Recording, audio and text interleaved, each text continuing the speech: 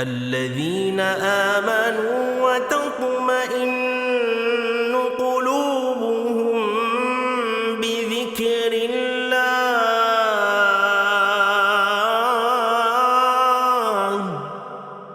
ألا بذكر الله تطمئن القلوب.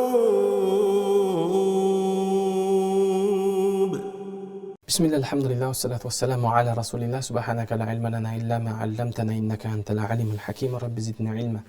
اللهم رب اشرح لي صدري ويسر لي أمري واحلل عقدة من لساني يفقهوا قولي. Сөзімді чексіз мейірімді және челемсіз райымды болған Аллах Тааланың исмімен баштап, андан кейін бүткіл аламдың иесі болған Аллах Таалаға чексіз мақтауларды айтқандан кейін, бізден сүйікті жарокер пайғамбарымызға және пайғамбарымыздың үй бүлесіне, және пайғамбарымызды көріп иман келтірген, пайғамбарымыз аларды көріп қуанған құрсан болған пайғамбарымыздың ұлы сахабаларына, анын бассағында тұрған Абу Бәкір, Умар, Усман, Али разияллаху анхуларға Аллахтың салам және салауаттарын жолдағанымыздан кейін, сіздерменен бұға чейінки ертеменен кечінде оқылған зикирлерден, ертеменен кечінде оқылған дуаларға жөнінде сабағымыз долбарымыздың оқыла тұрған зикирлерден қатарында Аллахумма афини фи бадани, Аллахумма афини фи сам'i, Аллахумма афини фи басари, ла илаха илля ант, Аллахумма инни ауду бика минал куфри вал фақри, ва ауду бика мин азабил қабр, ла илаха илля ант деген дуаны пайғамбарымыз дайым ертемен кешінде оқылған зикірлердің қатарында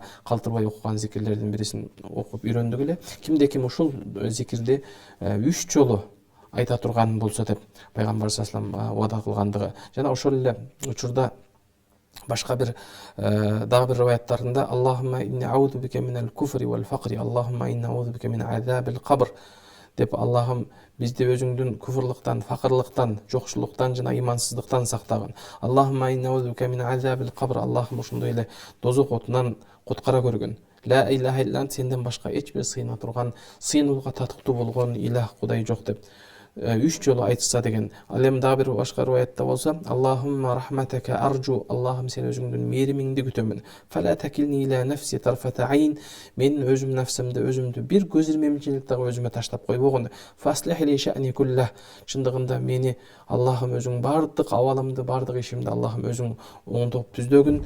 Ла илаха илля ант, сенден башка эч бир сыйынууга татыктуу илах Кудай жок деген дуаны өткөн элек. Бул дуанын пайдасы жана бул дуанын маанисине токтолуп өткөнбүз. Ал эми ошол дуалардын, ошол зикирлерге улай эле бүгүнкү өтө турган пайгамбарыбыз ертеменен кечинде калтырбастан окуган зикирлердин бири. Демек, бул калтырбастан окуду деп атканыбыздын, кайра айтканыбыздын себеби бул пайгамбарыбыз сиз менен бизге үммөт үчүн сабак болуш үчүн, үммөттүн жашоосунда канчалык зарыл экендигин билдирип турган нерсе. Демек, пайгамбар саллаллаху алейхи кайсыл амалды калтырбастан такай жашоодо аткарган болсо, ал нерсе пайгамбарыбыз үчүн эмес, балким ушул үммөт үчүн, пайгамбарыбыздын кийинки келе турган үммөттөрүнө өрнөк, сабак, үлгү болуш үчүн жасагандыгында турат. Мына ошондуктан дагы Аллах Таала өз Кур'ан Каримде лакад кана лакум фи расулиллахи усватул хасана, чындыгында жападан жалгыз пайгамбарда кандай силер үчүн үлгү насааттар бар деп айткан.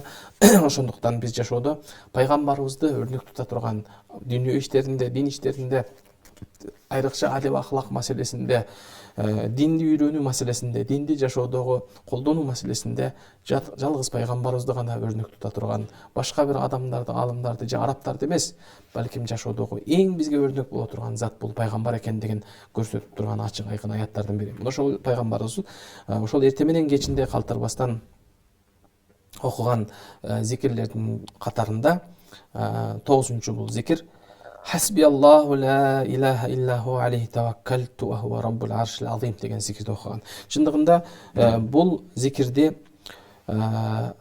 имам Абу Дауд ан Аби Дарда радияллаху анхудан риваят кылып, кал, пайгамбар саллаллаху алейхи ушундай деп айтты дейт. Мен кала иза асбаха ва иза амса حسبي الله لا إله إلا هو عليه توكلت وهو رب العرش العظيم 7 مرات كفى الله ما همه صادقا كان بها أو كاذبا. Чындыгында бул риваят кылган сахаба Абу Дарда разияллаху анху менен бизге риваят ушундай дейт. Пайгамбарыбыз саллаллаху алейхи вассалам кимде ким таң аттырганда же күн батканда дейт, кеч киргенде деген сөз. Кеч киргенде эгерде ушул зикирди окуса деди. Бул зикирде эмне деди? Хасбияллаху ла илаха илля хуа. Мага Аллах Таала, андан сыйынуу, Аллахтан башка эч бир тыйынууга Аллахтан башка эч бир сыйынууга татыктуу зат жок болгон Аллах Таала мага жетерлик деп эгер айтса дейт. Ва алейхи таваккалт, чындыгында мен ал затка гана, Аллахка гана таваккал кылдым десе. Ва хуа раббул аршил азим, чындыгында ал өтө улуу болгон, махлукаттардын эң чоңу болгон, эң акыркысы болгон арштын Раббысы болгон Аллах Таала мага жетиштүү деп Аллага таваккал кылдым деп айта турган болсо дейт. Ушул нерсени сабаха маррат, ал 7 жолу ушул нерсени айткан болсо, кафахуллаху амма хаммаху дейт. Аллах Таала ага ар кандай кыйынчылыктардын, башына түшкөн түйшүктөрдүн, гамдын бардыгын Аллах Таала андан көтөрүп коет деп айткан. Демек, бул зикирлерди катары эле ошол Абу Дарда разияллаху анхудан мен кала кулля яумин хина тусбих ва хина юмси деген дейт. Демек, жогоруда айткандай эле, ар бир пайгамбар саллаллаху бул хадисти ар бир адам эрте менен таң атканда жана кеч киргенде 7 жолу окуп жүрө турган болсо, Аллах Таала анын хам ма хаммаху мин умурид дунья вал ахира деди. Ал пайгамбар саллаллаху бүт бардык анын башындагы мүшкүл, кыйынчылык, түйшүктөрдү Аллах көтөрүп коет дегени, Аллах жетиштүү болот дегени. Демек, дүйнө жана акырет иштерин өз ичине камтыйт дейт. Демек, хасби Аллах деп айткан сөз бул эмне дейт? Аллах Таала мага жетиштүү дейт. Кафани кулла хам вал гам ва су дейт. Ар кандай жаман нерселерден, ар кандай бүт бардык жамандыктардан, көзгө көрүнгөн, көрүнбөгөн душмандан сактанууга Аллах мага жетиштүү дейт. Ла илаха илля хуа, демек Аллахтан башка эч бир сыйынуулууга татыктуу зат жок дегенди. Ла илаха иллаллах келмесин кайра-кайра айтып аткандыгы. Ва таваккалту алейх дегенде бул ошол жүрөгүндөгү нерсени тили менен тастыктап, жана мен Аллага гана таваккал кылдым деп ал жүрөгүн тили менен жүрөгүнө байлагандыгы дейт. Ланна таваккул ала амалил калб, чындыгында бул таваккул чындыгында жүрөктүн амалдарынан, вал ахдил асбабил машру, алем адам баласы ошол себептерди, шариаттагы буйрулган себептерди кармануу менен Аллага таваккал кылуу. Фа'таматту ва васaqtu bihi, чындыгында мен Аллага гана таянамын деп, жана мен Аллага гана ишенем деп айткандыгы. Фажалбу ма янфa'у ва даф'у ма яdur. Ал жашоосундагы келе турган жакшылыктардын бардыгын алып келе турган, жана ал жашоодогу ал көрө турган бардык жаман, зыяндуу нерселерди алыстата турган бул Аллах деп иман келтирүү. Ва хуа раббул аршил азим, чындыгында эң чоң махлук бул Аллахтын аршы болгон. Аллахтын аршын ошол азыркы учурдагы эң күчтүү периштелер, ал эми ошол периштелерге кошулуп кыямат күнү дагы бир 8 периште кошулуп аны көтөрүп тура турган арш деген махлук жөнүндө Аллах Тааланын Аллах Таала ошол арштын Раббысы, Аллах Таала арштын ээси, Аллах Таала ошол аршты дагы жараткан жаратуучусу экендигин айтуу менен, мындайча айтканда, Аллах Тааланын даңктоо, Аллах Тааланы улуктоо, Аллах Тааланын эң чоң махлугу болгон арштын дагы Раббысы болгон деп айтып атат дейт да. Бул хадистин маанисин тереңирээк түшүнүү үчүн дагы бир токтоло турган болсок, бул мааниде ушундай дегенди жазат. Пайгамбар саллаллаху алейхи өзүнүн берекелүү хадистеринин биринде, эгерде дейт, жер биз жашап аткан биринчи кабат асман, жактагыраак айтканда, биз жашап аткан галактиканы пайгамбар максат кылып айтат. Башка биз биринчи кабат асман дегенде биз жашап аткан галактика жана башка галактикалардын бардыгын кошкондо бул биринчи кабат асман болуп эсептелет. Ушул биринчи кабат асман, экинчи кабат асмандын алдында кахалак деген бир чоң чөлдө, сахарада чөлдө ташталган кичинекей бир үзүк сыяктуу, шакек сыяктуу болуп калат деп айткан. Ал эми экинчи кабат асман, үчүнчү кабат асмандын алдында чөлгө ташталган шакек, үчүнчү кабат болсо төртүнчү кабат асмандын алдында. Ошентип жетинчи кабат асман дейт. Алтынчы кабат асман, жетинчи кабат асмандын астында ошондой чөлгө ташталган шакек сыяктуу кичинекей болуп калгандыгы. Ал эми 7 кабат асман болсо курсинин алдында ошондой кичине болгондугу. Ал эми курси болсо Аллах Тааланын аршы, Аллах Таала эң чоң жараткан махлук бул арш. Курси болсо арштын алдында ошондой чөлгө ташталган шакек сыяктуу кичинекей болуп калгандыгын айткан. Демек эми элестетип адам акыл менен калча ой жүргүзсөң, ошончолук чоң нерсе жер кабат канчалык жердин чоңдугу биринчи асмандагы галактиканын алдында эң кичинекей нерсе болуп калса, Ал эми биринчи кабат асман, экинчи кабат асмандын алдында ошондой кичинекей болуп аткандыгы адам баласы карап отуруп эмнеңе текеберленип, эмнеңе адам башкаларды тең түзүпбей өзүң текеберленип аткандыгыңды ойлонуп көр деген. Аллахтын алдында канчалык алсыз экендигибизди бир акыл калчак ойлой турган хадистердин бири. Мына ошондуктан дагы бул хадисти айткан адам хасби Аллаху ла илаха иллаху алейхи таваккалту ва хува раббул аршим деп айтып аткан адам, демек чындыгында бул Аллах Таалага таянган адам болуп эсептелет деген. Бул аят чындыгында Аллах Таала Курандагы Тавба сүрөсүнүн 29-аяты болуп эсептелет. Демек бул дуа жөн гана бир пайгамбарыбыздын күнүмдүк айткан дуалардын катарында эмес, бул Аллахтын сөзү болгон Курандагы бир аят катары дагы айтылып келген, аят менен дагы тастыкталып келген улуу бир дуалардын зикирдин бири болуп эсептелет. Чындыгында билесиздер, өзүңүздөр билгендей эле Ибрахим пайгамбарыбызды дагы башка пайгамбарлардын дагы башынан өткөн оор сыноо келген, бардык дүйнө эшиктеринин бардыгы жабылып калган кезде дагы Аллах Тааланын асман эшиктери ачык экендигин жана адам баласы ушул башына бардык эшик жабылып калганда дагы Аллахтын дуа кылуу менен, Аллах Таалага тобоккел кылуу менен Аллахтын рахматы ачыла турган эшиктердин ачык экендигин унутпай турган абалды эстетет. Ибрахим пайгамбарыбызды дагы Аллах Таала отко таштаган кезде Аллах Таала Ибрахим пайгамбарыбызга илхам кылган, жүрөгүнө салганда Ибрахим пайгамбарыбыз эмне хасби Аллах ва ни'мал вакил деп айткан. Чындыгында Аллах мага жетерлүү деп айткан. Аллах Таала бардык берип аткан нематтарга Аллах өзү мага немат берүүчү деп айткан дейт. Ошол кыссалардын кээ бир немелерде айтылганына караганда Ибрахим пайгамбарыбызга Аллах Таала атайын Жибрил периштени жиберип, сенга бир жардам керекпи деген кезде мага Аллах жетиштүү деп айткан. Мага Аллах жетиштүү. Аллахтан башка эч бир нерсеге мен таянбайм деген кезде Аллах Таала я нару куни бардан ва саламан аля Ибрахим деп айткан. Аллах Таала отту Ибрахимге суук болгон жана саламат болгон деген. Ага эч кандай суук дегенде бир жолу суук болуп адамды Ибрахим пайгамбарды тоңдурбастан ага саламат, тынчтык, бейпилдик от болгон деп Ибрахим пайгамбарды Аллахтын чоң бир мужизеси менен Аллах өзү Ибрахим пайгамбарды сактап калгандыгы. Демек адам баласынын эң башына оор кыйынчылык түшүп, бүтүн дүйнө сага каршы турган кезде дагы хасби Аллах ва ни'мал вакил деп айтуу менен адамдын дүйнө жана акыреттеги бардык кыйынчылыктары, бардык анын башына түшкөн түйшүктүн бардыгын Аллах өзү көтөрүп койгонго жетиштүү деген зикир дейт. Ал эми андан кийинки окула турган дагы зикирлердин бири Аллахумма инни ас'алука ал-афу вал-афията фид дунья вал-ахира. اللهم إني أسألك العفو والعافية في الدين والدنيا وأهلي والمال. اللهم استر عوراتي وآمن روعاتي. اللهم احفظني من بين يدي ومن خلفي عن يمين وعن شمالي ومن فوقي وأعوذ من عظمتك أن أغتال من تحتي деп айтылган зикир келет. Бул зикирди болсо жогоруда Абу Дауд имам Абу Дауд риваят кылган, Ибн Умар разияллаху анхудан риваят кылган, Мухаммадан риваят кылган хадисте قال لم يكن رسول الله صلى الله عليه وسلم يدع هؤلاء الدعوات حين يمسي وحين يصبح дейт. Пайгамбарыбыз саллаллаху алейхи ва саллям эч качан калтырбастан эрте менен кечинде окулган зикирлердин бири дейт. Ушул жана жогоруда айткан Аллахумма инни ас'алука ал-афу вал-афията фид дунья вал-ахира деген. Аллахым бул дүйнөдө дагы акыретте дагы Аллахым сенден ал-афият жана кечирим сурайм. Аллахумма инна ас'алука ал-афу вал-афия фид дини ва дунья деди. Динимде жана дүйнө иштеринде вал-ахли вал-мали, үй бүлөмдө жана мал мүлкүмдө Аллах Таалам сенден афият, кечирим сураймын деп айткан. Аллахумма астур аурати. Аллахым мен өзүңдүн ауратымды, айыбымды, кемчилдигимди тосо көр дейт.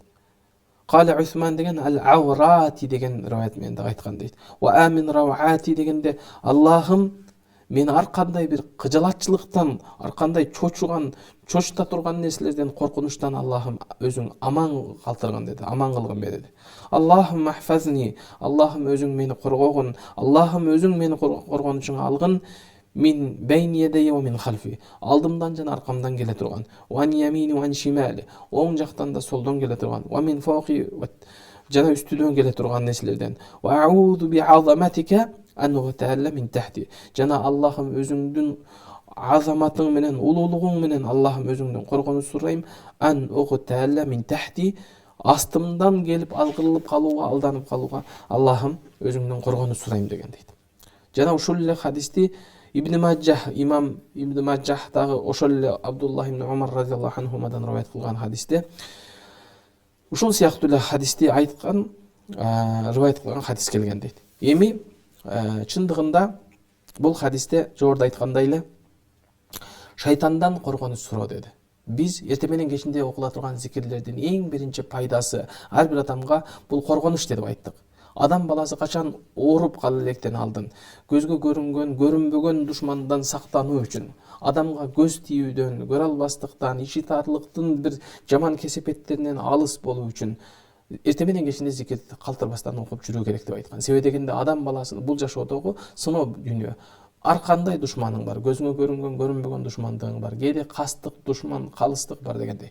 Кээде бир адам балким суктанып, жакшы көрүп суктанып койсо, балким аны бир аз өзүңө дем салып, балким аны кийинелеп, балким аны жеңил айыгымышы мүмкүн. Бирок ошол эле учурда бул дүйнөдөгү кээ бир адамдардын ушунчалык ичи тарлыгынын, көрө албастыктан, ал хикыт кылып, аны кек сактап, ал Аллах Таала берген нематтарга ушундай көрө албастык ачкөздүк менен аны карагандагы ага алып келе турган зыяндардан дагы коргоно турган. Андан дагы оор, андан да жаман нерсе сиз менен биздин көзгө көрүнбөгөн, сиз менен бизге кошо жашаган жин ааламындагы, алардын дагы жамандарынын сиз менен бизге алып келе турган зыяндарынан, кесепеттеринен алыс болуу үчүн биз эртең менен кечиндеги зикирге дайым өзүбүзгө адат кылып, эртең менен кечин зикирде пайгамбарыбыз сыяктуу калтырбай окуу, бул сиз менен биздин эң алгач пайгамбарыбыздын сүннөтүнө амал кылуу, ага соот үмүт кылуубуз. Экинчиси, эң негизгиси дагы ал биз өзүбүз үчүн коргон боло турган нерсе дейт. Мына ушул коргондордун ичинде бул пайгамбарыбыздын негизи өтө бир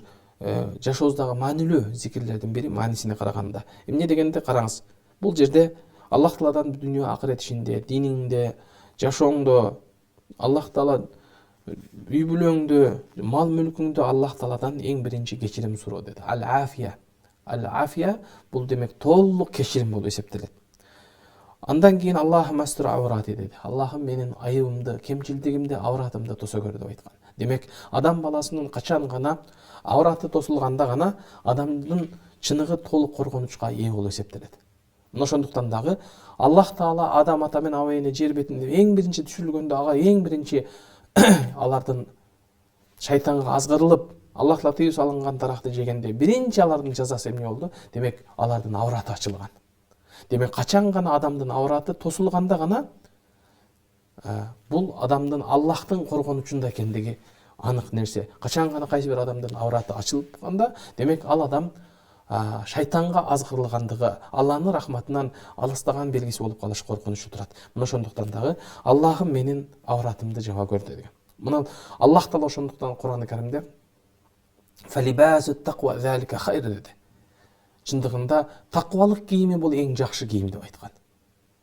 Демек адам баласы эң алгач авратыңды, денеңди тосуп жабуу үчүн адамдын жан дүйнөсүн, рухун таквалык, жүрөктү жакшылык менен, иман менен, ислам менен биринчи жаап таквалык менен.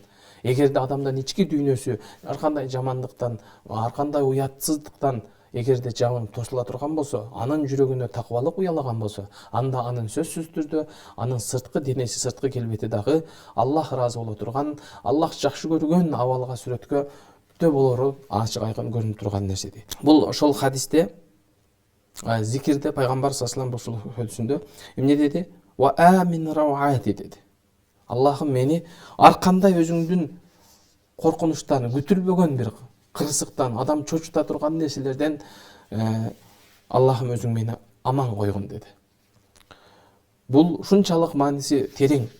Демек Аллах Таала эгерде сиз менен бизди Аллах Таала ар кандай коркунучтан, ар кандай чочуй турган нерселерден, жаман суук кабарлардан эгер Аллах сизди менен бизди аман кылган болсо, анда бул өтө чоң бир Аллах Тааладан дагы бир коргонуу нерсе.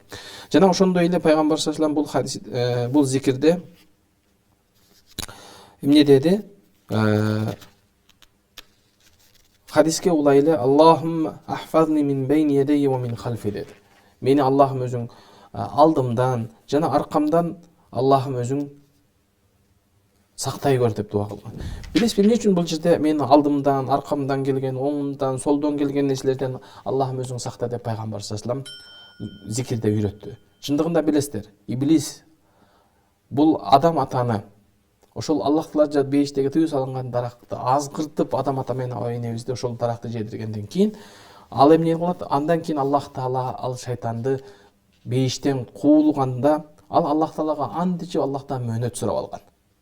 Мына ошол кезде Аллах Тааладан мөөнөт сураган кезде кыяматка чейин Аллах Тааладан мөөнөт сурап, ошол кезде Аллах Таалага античип айтат. Кыяматка чейин мен сенин бенделериңди азгырамын деп айткан. Аллах Таала Куранда айткандай эле: "Qala bima aghwaytani la'aq'udanna lahum siratakal mustaqim thumma la'atiyannahum min bayni aydihim wa min khalfihim wa an yaminihim wa an shama'ilihim fala tajidu aktharahum shakirin" деп айткан. Аллах Тааладан мөөнөт сурап алган шайтан: "Мен сени өзүм менен кошо тузукка бул адамдардын, адамзатын азгырамын" деген. Сен мени ошол себептен, бейиштен, ошол адам себептен, Аллах Тааланын рахматынан куулган, бейиштен айдалган, Аллахтын наалатына калган бул шайтан эмне деди? Мен эми сенин өзүңдүн туура жолуңдун, сиратакал мустаким, Аллах Таала өзүңдүн түз жолуңдун башында аларды олтуруп күтүп алам деп айткан. Сумма лаатияннахум, мен алардын ошол азгырган кезде алардын алдынан, аркасынан, алардын оң жагынан жана сол жагынан келип аларды азгырамын. Фала таҗид аксарахум шакирин, алардын көпчүлүгүн сага шүгүр кылбай тургандардан табасың деп Аллах Тааладан античип мөөнөт сурап алган шайтандын кылыктары. Демек адам баласынын шайтандын азгырыктары оң жагыңдан, сол жагыңдан, алдыңдан, аркаңдан жана үстүңдөн дагы келе турган коркунуч турат дейт. Ва аузу бика ан угтала мин тахти, жана Аллахым мени астыңдан келип азгырылып кала турган, алданып кала турган нерселерден дагы сактай көр деди. Демек, бул жерде оңдон, солдон келген, алдыдан келген, аркадан келген, үстүмдөн келген Аллахым шайтандын жамандыктарынан, көзгө көрүнгөн, көрүнбөгөн жамандыктан сактагын деп сурады дагы. Ва аузу бика ан угтала мин тахти деди. Астымдан мен азгырылып кала турган, балким мени астымдан келип бир алданып кала турган нерседен өзүңдөн коргонуч сурайм деди. Бул демек адам баласы астыңан азгырылып калуу көбүрөөк коркунучтуураак экендигин пайгамбар саллаллаху алейхи ва саллям дагы баса белгилеп туруп айткандыгында турат дейт. Себеби дегенде бул зикирдин шунчалык маанилүүлүгүн карап көрсөңүз, бул зикирде эмне? Аллахумма инна нас'алука ал-афу деди. Демек жогоруда айткандай эле ал-афу бул махбуб зунубу ма'a ситриха деген. Аллах Таала бүтүндөй күнөөлөрдү, ал-истигфар, ал-магфира, күнөөлөрдү Аллах Таала жашырып эле кое турган болсо, ал-афу бул күнөөлөрдү толук өчүрүлүшүнө, бүтүндөй күнөөлөрдүн өчүрүлүшүнө себеп боло турган нерсе. Ошон үчүн ал-афу хува тажавузу ани занби ва махи деген. Аллах Таала ал күнөөлөрдү толук, ал күнөөлөрдүн аттап, Аллах күнөөлөрдү толук кечирип кое турган нерсе деп айткан дейт. Мына ошондуктан ал-афу ал-афия дегенде, ал-афу тажавузу ани занби ва махи, ал-афия дегенде бул Аллахтын коргонучу дейт. Хува дифауллахи ан абди ал-асқам вал балая деген. Ар кандай оорлардан, ар кандай балелерден, кырсыктан Аллахтын коргонучу. Фаиндариджу тахта каулихи фи дунья вал ахира деген. Демек пайгамбар саллаллаху алейхи ва саллям бул зикир окуп атканда дүйнө жана акыреттеги бардык жамандыктардан, куллул машну вал макрух, ар кандай жаман көрүлгөн жана зыяндардан Аллах Таалам өзүң менен алыскырды. Фи дини ва дунья деди. Андан кийин пайгамбар саллаллаху алейхи ва саллям динимде жана мени Аллах Таала өзүң кечир дегенде бикауни аля таухиди мин гайри халалин вала дахша фи залика деген.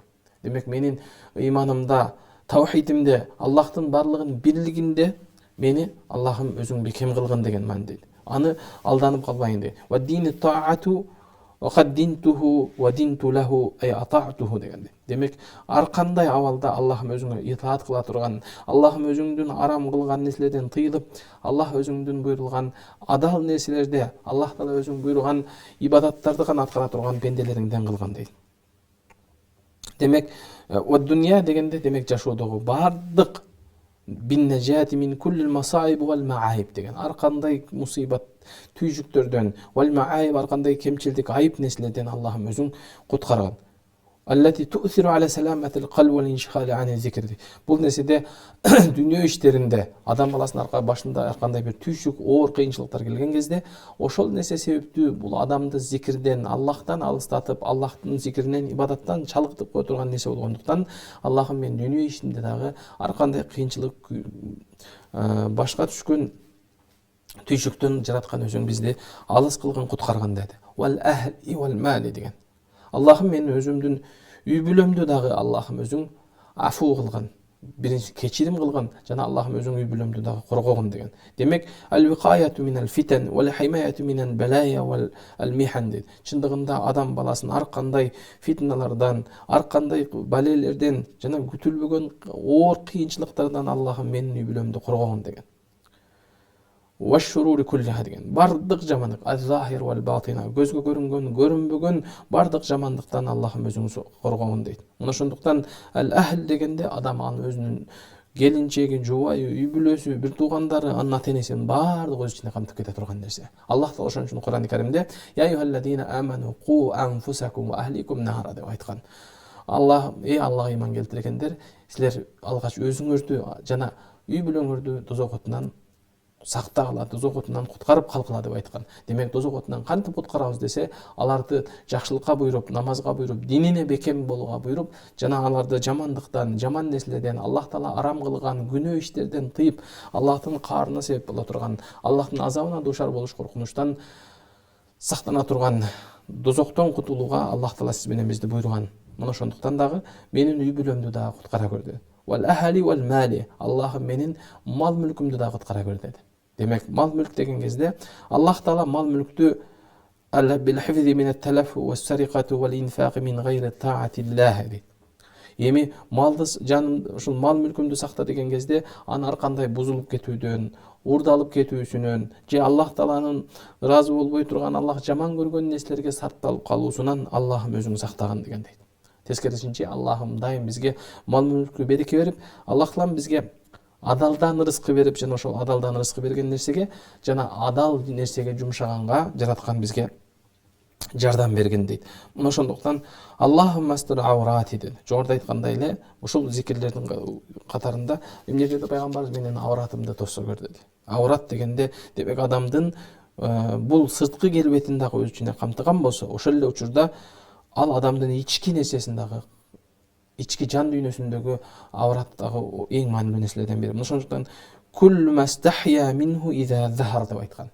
Ал кандай гана абал болбосун, эгер ал ачыкка чыгып кетсе, ал уя турган нерсенин бардыгы болуп эсептелет деген, аврат болуп эсептелет деген. Демек, адам баласынын сырткы келбетиндеги кемчилдиктерин, сырткы келбетиндеги анын авратын тосуу шариятыбыздагы буйрулган нерселерден бири болсо, адам баласы ошол эле учурда анын денеси ушунчалык толук болгон, Аллах Таалага толук немат берген болсо, ошол нематты жаман көздөрдөн, көрө албастардан, ичи таарлардын жамандыгынан жана көзгө көрүнбөгөн жин шайтандын жамандыгынан коргонуу болуп эсептелет. Мына ошондуктан адамдын авраты тосулган кезде адам өзү кийим менен эң алгач, ал кийим менен денесин тосуп аткан болсо, андан дагы эң маанилүүсү ар бир адам өзүнүн иманын, жан дүйнөсүн таквалык менен, таквалык кийим менен орой турган маанилүү экендигин айтылган.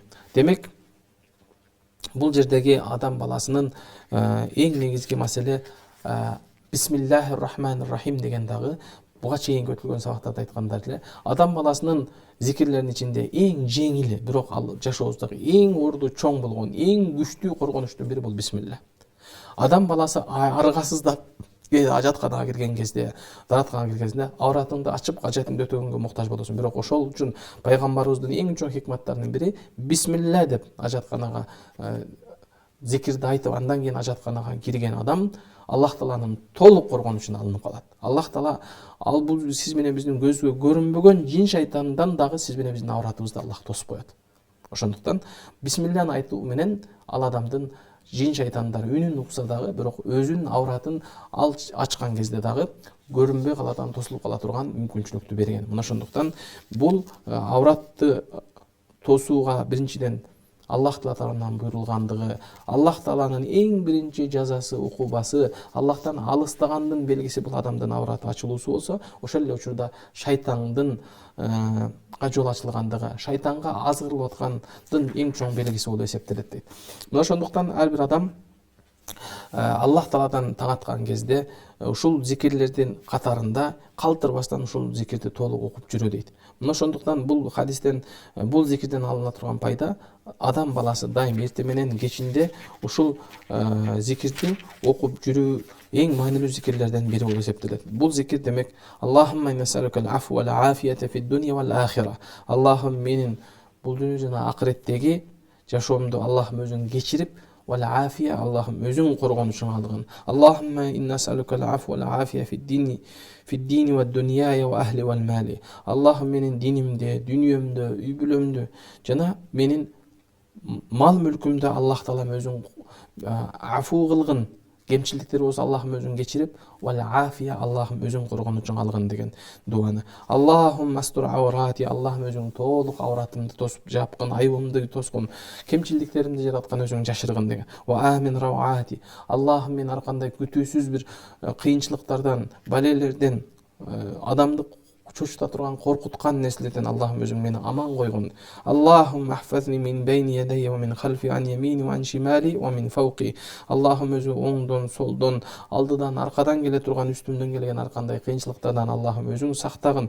Ва а'уду би азаматика ан уqtalla min tahti. Аллахым менин астымдан келип азгырылып калуудан, астымдан келип алданып калуудан Аллахым өзүң сактагын деген. Демек, азыркы учурдагы кээ бир уруш болгон жерлерде ал алдынан, аркасынан, оңдон, солдон, үстүнөн келип аткан душманды көрүп турушу мүмкүн, бирок астыда жерге көмүлгөн балким миналарды, жерден ага күтүүсүз ар кандай коркунучтуу нерселерден чыга калгандыгы бул чындыгында коркунучтуу нерсе. Мына ошондуктан пайгамбарыбыз дагы дуанын эң аягында, зикирдин эң аягында мени астымдан, мени алданып кала турган, азгырылып кала турган жамандыктардан Аллахым өзүң мени сенден коргонуч сураймын дегендиги адам баласына эң коркунучтуу нерсе. Демек адам баласынын ошол бутунун астынан келе турган, жерден чыга турган нерселер коркунучтуу экендигин пайгамбар ишарат кылып баса белгилеп өтүп кетти. Демек бул нерсени пайгамбарыбыздын алдын ала адамдын бутунун астындагы, аяк астыңдагы нерседен абайлагын. Аяк астыңдан азгырылсаң, эгер аяк астыңдан алдансаң, анда сен өтө чоң оор зыянга учураштыгыңа Аллах пайгамбар саллаллаху алейхи ва саллям бир ишара кылып өткөн дейт. Мына ошондуктан эртең менен кечинде зикирлердин ичиндеги пайгамбарыбыз башка бир хадисте, буга чейин айтып өткөн хадисте васалуллахал афу вал афия деп айткан. Аллахтан көбүрөөк афу, күнөөлөрдүн толук кечирилүүсүн, вал афия коргонуп сурагыла деп айткан. Инна ахадан лам ю'та бa'dal yaqin khayran min al afiya деген. Себеби дегенде адам баласына якин, ишен, терең ишенимден кийин Аллах Таалага, ар бир адамга Аллах Таала тарабынан бериле турган эң чоң жакшылык бул афия, демек Аллах Таала тарабынан бериле турган коргонуч деп айткан дейт. Эми бул жердеги айта турган нерселерди айта турган болсок, адам баласынын иманы шунчалык бекем, шунчалык күчтүү экендигинин белгиси адам баласы дайым Аллахтын коргонучунда болгондугу деп айтат. Мына ошондуктан Аллах Таала кул хува кадирун ала айюбаса алейкум азабан мин фауqihim ва расулуллах саллаллаху алейхи ва саллям قال رسول الله صلى الله عليه وسلم أعوذ بوجهك ومن تحت أرجلكم وأعوذ بوجهك وأن يلبسكم شيعا ويذيق بعضهم بعض بعض قال رسول الله صلى الله عليه وسلم هذا أوهن деп айткан дейт. Хадал юсур деген дейт. Демек, Аллах Таала өзүнүн сөзү болгон Кур'ан-ы Каримде Аллах Таала силерди кээде үстүңөрдөн азаптайбыз, балким үстүңөрдөн азап келет деп айткан кезде, Аллахым өзүңдүн мээримиң менен, Аллах өзүңдүн жүзүң менен Аллах Таалам дан коргонуч сурайм деп айткан дейт. Астыңардан келе турган деп айтканда да Аллахым өзүңдүн мээримиңди сурайм дейт. Ван ялбисака ши'ан ва юзиqa бa'дахум бa'са бa'д. Чындыгында силердин Аллах Таала кээде өзүңөрдүн жаныңарда жүргөн, жамаатыңардан болгон адамдардын кээде бири-бириңерден болгон, бириңердин болгон оорчулугуңар, кыйынчылыгыңар, алар бири-бириңерге түшө турган нерседен коргонуч сурайм деген кезде, демек бул нерсени күрөшүп жеңсе болот дегендей пайгамбар саллаллаху алейхи ва саллям хаза аухан, балким бул жеңилирак деп айткан дейт. Эми Аллах Таала Кур'ан-ы Каримде мына ошондуктан алдыңдан, аркадан ар кандай бир сыноолор, балелер келиштиги жөнүндө дагы укубанын, Аллахтын ар түрдүү укубасы келиштиги эскерткен. Жанагы Аллахым астымдан, үстүмдөн келген, оңдон, солдон келген, жерден чыккан балелерден сакта деген дагы бир маанисинде Аллах Таала аятта ушундай нерсени баяндап өткөн дейт. Аллах Таала чындыгында الخسف من العقوبات الله أوقعه الله بالمكذبين والمفسدين من أمم السابقة.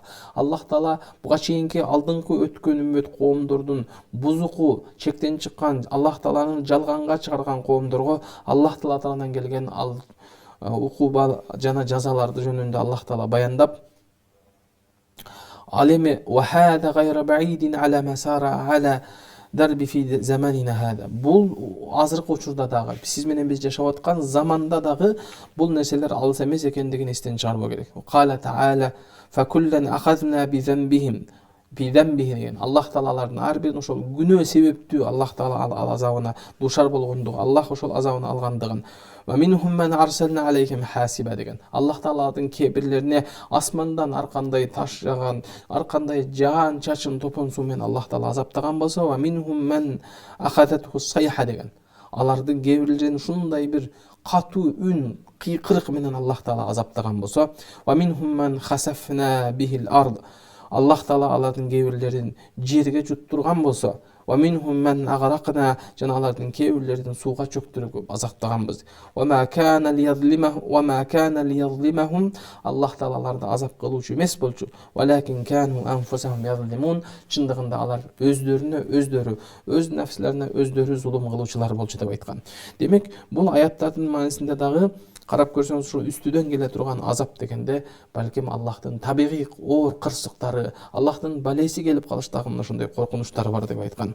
Демек, ал-хасибан ал-азабан яхсубуху ва ярмихим би хижаратин мин сиджил. Жана Аллах Таала Фил сүрөсүндө баяндагандай эле үстүнөн дузок отунан алып келинген от таштар менен азапталган сыяктуу, же болбосо дагы бир башка бир коомду Аллах Таала жер жуттургандыгы, жана ошондой бир катуу кыйкырык үн менен азаптагандыгынын бунун баардыгы Аллах Таала тарабынан балким күтүлбөгөн жактан коркуу, сыноо келип калыш коркунучтары бар. Фаамтарна алейхим хижарatan мин сиджил. Аллах Таала аларга сиджил, дозок отторунан болгон таштар менен алардын үстүнө жаан жаадырып, Аллах Таала азаптагандыгы жөнүндө көптөгөн хадистер, аяттар жана биздин алдыңкы коомдорго Аллахтан ар түрдүү азаптар келген. Мына ошондуктан дагы пайгамбар саллаллаху алейхи вассаламдын өзү жаан жаап баштаган кезде Аллахумма насаликал афия, Аллахым өзүңдүн берекеңди бергин деп.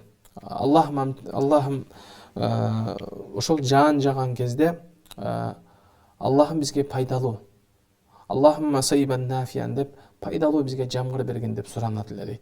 Андан кийин пайгамбарыбыздын дагы бир сүннөт амалдарынан бири эң алгаш жаган жамгырга пайгамбарыбыз акырын өзүнүн ийинин ачып желкесине жаган жамгырдын желкесине ошол ачып туруп жамгырга тосот эле деп айтат да. Ошондуктан бунун дагы бир маанисин алганда пайгамбар саллаллаху алейхи башка бир хадистерде айткандай эле ар бир тамчыны Аллах Таала тарабынан ар бир периште алып түшкөндүгүн кабарлагандай эле. Демек, балким Аллахтын рахматына, Аллахтын мээримине пайгамбарыбыз эң алгач аны тосуп, андан кийин кээде жаан күчөп баратса, жаан катуу бир асманда чагылгандын үнү угулганды, катуу бир үн болгон кезде пайгамбарыбыздын кадимкидей өзү түсү өзгөрүп корккондуктан, андан биздин алдыңкы коомдорго ушул себептүү бир бале келген эле, бизге да бир бале келип калбайбы деген коркунуч менен пайгамбарыбыз кээде түсү өзгөрүп, өңү коркуп кетет эле деп айтат. Демек, сиз менен биздин бул жашоодогу ар бир тараптан күтүлгөн, күтүлбөгөн тараптан, көзгө көрүнгөн, көрүнбөгөн тараптан ар кандай кыйынчылыктар, оошулуктар, күтүлбөгөн тараптан бир зыян келип калуу коркунучу бар. Мына ошондуктан пайгамбар саллаллаху алейхи вассаламдын эрте менен кечинде окулган зикири бул эң алгач биринчи пайгамбар саллаллаху алейхи вассаламдын ошо сүннөтүнө ылайык, сүннөтүнүн соогуна ээ болуу, пайгамбар саллаллаху алейхи вассаламдын шафаатынан үмүт кылуу болсо, экинчиси пайгамбарыбыз бул нерселерди эрте менен кечинде такай калтырбастан кылгандыгы албетте бул үммөт үчүн кылынган, үммөт үчүн пайгамбар саллаллаху алейхи вассалам өтүп кеткен. Бул өзүнүн пайгамбарыбыз эмес, балким биз көбүрөөк муктаж экендигибиз, жашообузда пайгамбарыбыздын ар бир айткан хадистери, ар бир сиз менен бизге калтырган анын сүннөттөрү, пайгамбар саллаллаху алейхи вассаламдын эрте мендеги окуган бул зикирлердин бардыгы акыл калчап ойлонгон ар бир адам үчүн балким бизге көбүрөөк аткара турган, биз көбүрөөк муктаж болгон нерселерден бири. Мына ошондуктан кээде балким адамдарда бул сүннөт амал десең, бул сүннөт турбайбы деп жеңил санаган, ага маани бербеген адамдар дагы бар. Жок, андай эмес. Демек, кайсы бир учурда бул сүннөт деп айтылган болсо, ушу пайгамбар ушундай деген айткан болсо, демек бул пайгамбарыбыз мен үчүн ушуну жасаган экен. Мен үчүн жашоомдо эң бир зарыл нерсе экендигин, керек нерсе экендигин, муну мен аткарышым керек, үйрөнүшүм керек, жашоомдо колдонуп башкаларга үйрөтүшүм керек деген түшүнүктү сиңдирип, сүннөткө ошондой сый мамиле койгон боюнча пайгамбарыбызга болгон урмат сыйыбыз ордуна келбейт. Ал эми пайгамбарыбызга болгон урмат сый ордуна келбесе, сиз менен биздин ыйманыбыз толук болбойт. Эгер ыйманыбыз толук болбосо, анда сиз менен биздин Аллахка болгон ыйманыбыз, ишеничибиз дагы толук болбойт. Мына ошондуктан дагы ар бир мусулман адамдын эң алгач мусулманчылыктагы айтылган сөзүбүз ла илаха иллаллах деп биринчи келименин, ыйман келименин жарымы Аллахтан ыйман сыйынууга татыктуу зат жок деп ыйман келтирсек, ва ашхаду анна Мухаммадар Расулуллах, албетте Аллах Таала гана Мухаммед Аллахтан эң акыркы пайгамбар деп ыйман келтирмейинче ыйманыбыз толук болбойт. Мына ошондуктан сиз менен бизге Аллах Таала Кур'ан-ы Каримде ачык айткандай эле, ин кунтум тухиббуналлаха, эгер силер чындап Аллахка ыйман келтиремин, Аллахты сүйөмүн, Аллах мени жакшы көрөм десеңер, фаттабиуни, Аллах Таала пайгамбарыбызга айтат, айткын пайгамбарыбызга айтат, үммөтүң айткын, мага эргешкиле деп айткан дейт. Юхбибикумуллах, мына ошондо Аллах Таала силерди жакшы көрөт. Ва ягфир лакум зунубакум, Аллах Таала мына ошондо силердин күнөөңөрдү кечирет деп Аллах Таала эскерткен. Демек, бул жашоодогу пайгамбарыбыздын ар бир кылган кыймыл аракетин, айткан сөзүн, ар бир кылган амалдарын жашообузда колдоно турган жана ар бирибиз ошол пайгамбарыбыздын шафаатынан үмүт кыла турган үммөттөн кылсын деп Аллахтан сурап кетем.